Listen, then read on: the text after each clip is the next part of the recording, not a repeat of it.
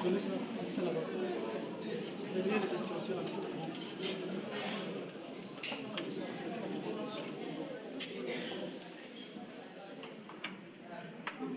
Madame la journaliste.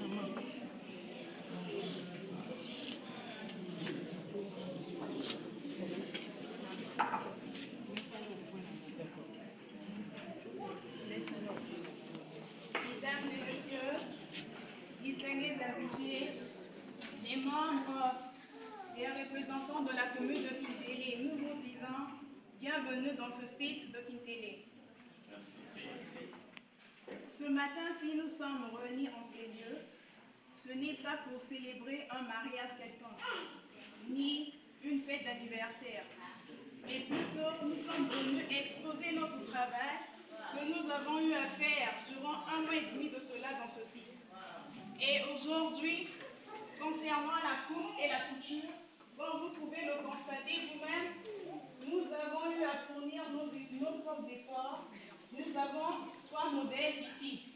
Nous avons les chemises, nous avons le jupe en paille avec le tanzako et nous avons le mode coco avec la jupe en paille.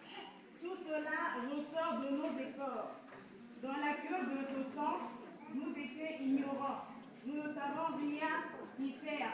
Ou encore le nom de cet objet. Si je demande parmi vous, celui qui connaît le nom de ce ruban, ils ne le sauront pas. Mais ceci, c'est le maître ruban. Ça nous sert de prendre les mesures et nous avons aussi nos ciseaux que nous apprenons la coupe.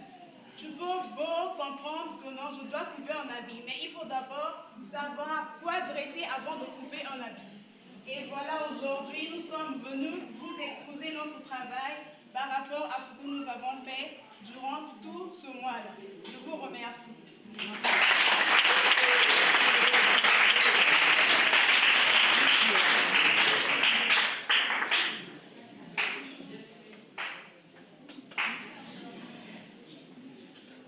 Si vous pouvez nous permettre un petit instant, j'aimerais vous présenter quelques modèles qu'on a eu à confectionner nous-mêmes durant notre évaluation. Ici, nous avons le kanjako. Le kanjako est le jupe en paille. La première des choses ici, on coupe cet habit sans école. Pour certains, ils diront que comment ça on peut couper un habit sans école? Oui, ça se fait.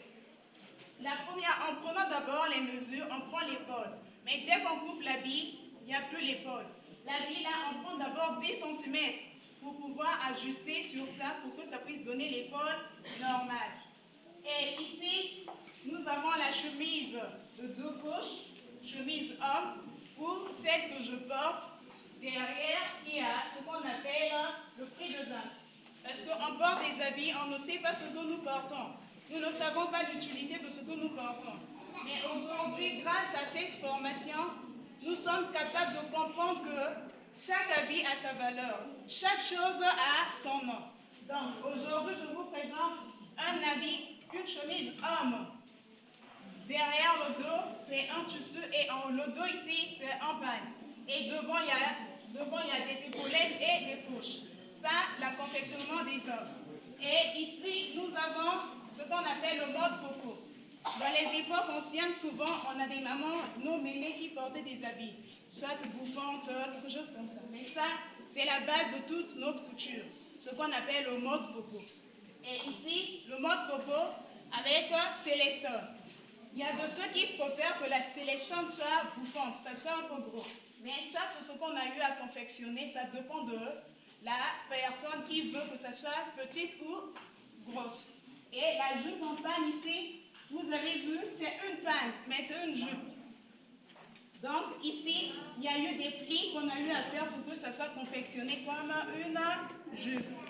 Et c'est les efforts de notre travail que nous avons présentés à vous pour que vous puissiez voir. Car nombreux se demandent, surtout quand on marche avec nos tiges, qu'on est devenu comme le sol et les herbes en quelque sorte. On dit, finalement, qu'est-ce que vous allez chercher là-bas? Qu'est-ce que vous trouvez là-bas? Nous, on dit, attendez le jour propice. Aujourd'hui, nous vous disons que grâce à cette formation, nous venons réellement apprendre des métiers qui servent à notre épanouissement. Je vous remercie.